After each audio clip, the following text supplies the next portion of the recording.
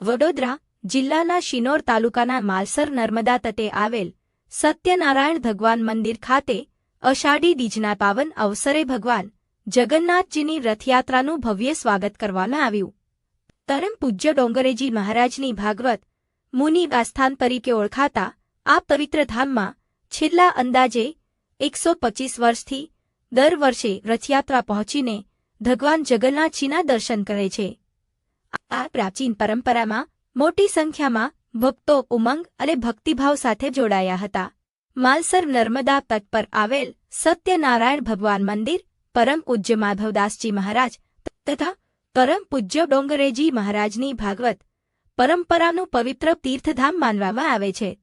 અહીં છેલ્લા 125 વર્ષથી ભગવાન જગન્નાથજીની રથયાત્રા આવીને દર્શન કરે છે અને આ અનોખી પરંપરા આજે પણ અવિરત રીતે જળવાઈ રહી છે. ભગવાન જગન્નાથજી, બહેન સુભદ્રાજી તથા ભગવાન બલરામજીને સુંદર રીતે ફૂલોથી અને પરંપરાગત શણગારથી સુશોભિત રથમાં બિરાજમાન કરાયા હતા.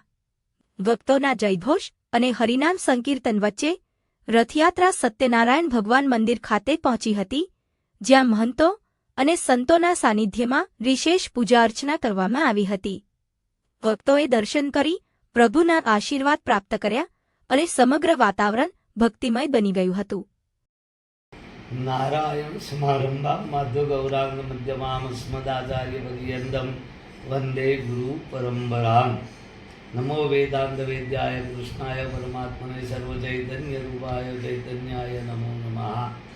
શ્રીમદ ભગવાન માધવ ગૌરીય પરંપરાની આ પીઠ પરમહંસ માધવદાસજી મહારાજની આદિ સંસ્થાપક, જેમના અંતર્ગત શ્રદ્ધાંજલિ ભાવાંજલિ સ્વરૂપે શ્રીમદ ભાગવત સપ્તાહ દ્વારા 33 વર્ષ સુધી પરમ પૂજ્ય સુકાવદાસ ડોંગરેજી મહારાજે શ્રદ્ધાંજલિ ભાવાંજલિ અર્પણ કરેલી એવા આ સ્થાનની અંદર આજે 125 વર્ષ થવા આવ્યા. સ્થાનને દર પ્રતિવર્ષે આજના આ રથયાત્રાના દિવસે અમારી ગૌરીય પરંપરાની પીઠ પ્રમાણે શ્રી જગન્નાથજી ભગવાન, સુભદ્રાજી અને બલભદ્રજીની શોભાયાત્રા નીકળી નગરજનોને દર્શન આપી અને એમના મનોરથથી પૂર્ણ કરે છે.